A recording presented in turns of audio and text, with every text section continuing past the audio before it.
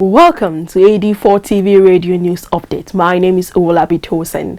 In the news today, President Joe Biden and Prime Minister Fumio Kishida of Japan will be meeting today to extend Japan's strategic cooperation with the United States in an effort to counter China and highlight essential moments for the US-Japan collaboration.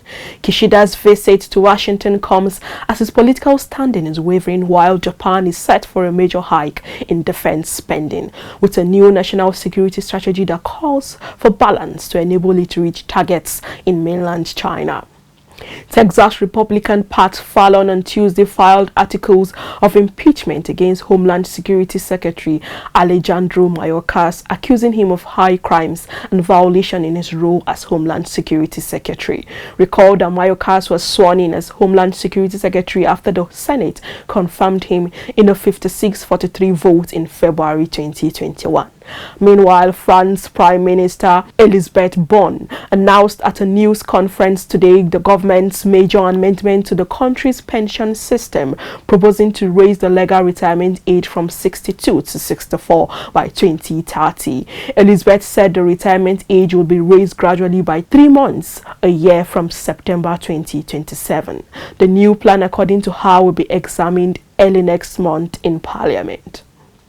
Ethiopia's Director General of Civil Aviation Authority, Getachew Mengistu, and the Director of Somalia Civil Aviation Authority, Ahmed Molin, today signed an agreement to develop the country's aviation sector and strengthen the economic cooperation between the two nations.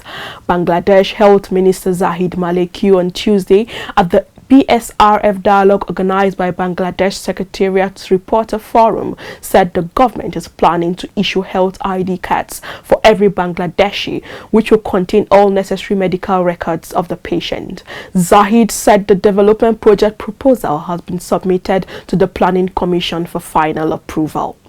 Nigerian Upstream Petroleum Regulatory Commission on Tuesday announced the kickoff of its 2022 mini-bid round. This was released in a press statement signed by NUPRC Chief Executive Officer Benga Komolafe, which indicates that the mini-bid round is an opportunity to ignite new exploration and drilling activities in Nigeria's deep waters. Peru Prime Minister Alberto Otarola on Tuesday announced a curfew in the southern Puno region of the country to curb the violent protest, which has resulted to the death of over 40 people. The protests are for the exit of President Dina Boluarte, who took over power after the removal and arrest of President Pedro Castillo December last year. Alberto said the genocide investigations against Boluarte and other top government officials will be launched in Peru as a result of the deaths recorded. Moving to sports, FIFA on Tuesday granted Zambia's Barbara Banda access to lead her country at their first ever Women's World Cup in Australia and New Zealand from July 20, 2023. The World Football's governing body is still in the process of reviewing its gender eligibility regulations. Recall that Banda was controversially dropped from Zambia's Women Africa Cup of Nations WAFCON campaign in 2022 after failing a gender eligibility test due to high testosterone levels. For more information, please visit our platform showing on the screen right now. Many thanks for watching.